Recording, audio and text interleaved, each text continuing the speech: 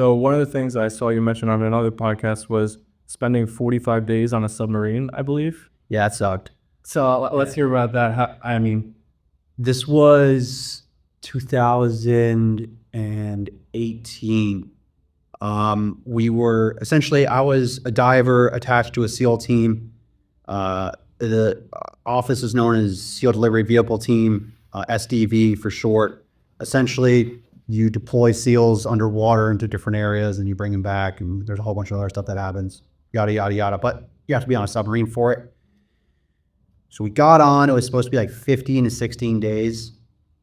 And we finished our op. It eventually was like, hey, it's gonna take about 22 days. And then that sub got tasked to go somewhere else. And we had already finished our op, but we couldn't thieve anymore because we weren't in the area to be able to just pop up. Because that's usually somewhere, you were somewhere you're not supposed to be.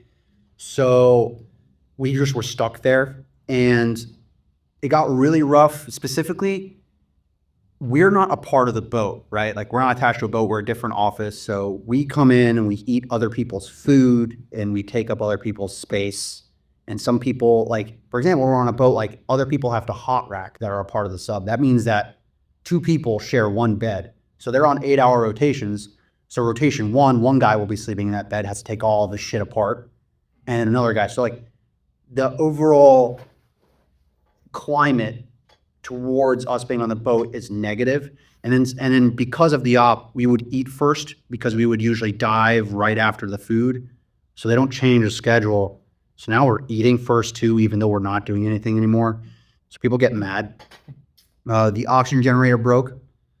So then we weren't allowed to get out of the bed after like around day 25. You were only allowed to get out of bed to eat.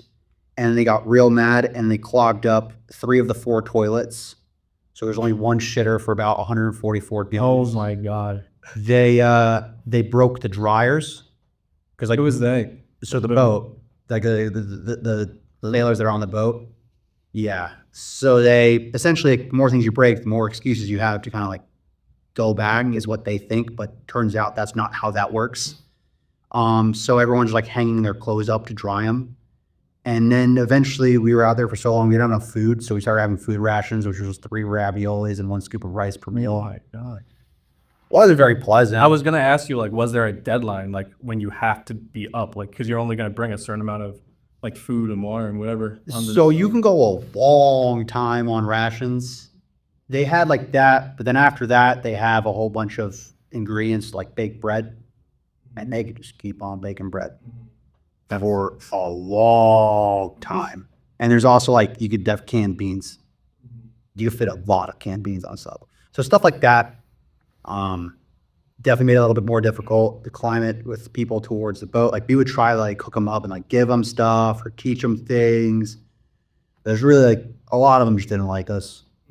And it was rough. Eventually, you had like sores in the bottom of your butt from laying on your bed for so long as you were on it. That's sores, yeah. It's like horrible. People get. Oh, it is horrible. I don't think I've ever seen like a military sub now that I'm thinking about it. And you said there was, what, 140 people in there? Yeah. Pretty big. Yeah, so for anyone who knows subs, there's 2 different types that we would used to go on. One's called an Ohio class, which is known as a boomer, and then one's a Virginia class, which is known as a fast attack. The Virginia class is the smaller one. That's what we were on. And it's like the hallways are about 2.5 feet wide. Your beds are about the same. Your beds are about 6 feet long. That's like kind of like it. Like we would have like essentially like 36 people in about this size of this room, like kind of like sleeping. Maybe it's a lot longer, so like 6 feet each side. And then we would have like, you remember like in class, we'd have like folders to like prevent each other from cheating. Like that's essentially what was in between the beds. Wow. And I can't imagine there's any, like, what is there to do? Like, there's no phone, there's no TV. I would imagine that we had like a little setup with like a little Xbox. Oh, okay. And then we would like watch movies, and everyone would be like watching kind of from their bed and just like listening. You could play Uno, and like there's this game called Spades, which is played a lot on boats. Anyone who's in the military will know what Spades is. Gamble a lot. I was gonna say poker. Yeah, that happens a decent amount. And then like no one like actually honors their bets when they get off the boat. Oh, dude. I was like, dude, you owe me $400. But yeah, do that.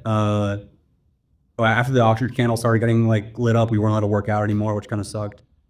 But yeah, there's not really much to do. Read a lot. You learn a lot on subs. I think the majority of what I do today or the advancements that I was able to receive from these trips were specifically from the extraordinary isolation that I had on different trips. And what is your actual, I don't know if you talk about it, but what was your actual purpose? Because you're not going to go and have 140 people leave the sub and invade somewhere. So like, what are you doing? What is the military objective there? For like what, while we were on? Yeah. We would just do whatever they told us to. So like we would be on there, they'd bring on some gear, we'd go to a place, we'd go do whatever the thing was, and then we would come back and then they would try get to safe waters for us to be able to get off the boat. But if not, we would just stay on. Interesting. That's the And I think that.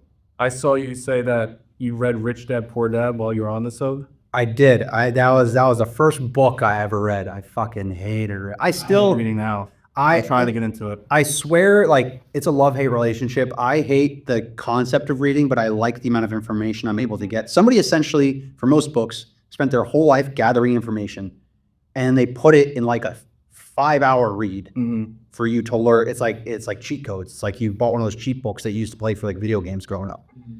So I read Rich Dad Poor Dad, and at the time, my now ex had this internship where she was making like $80 an hour, some ridiculous construction internship.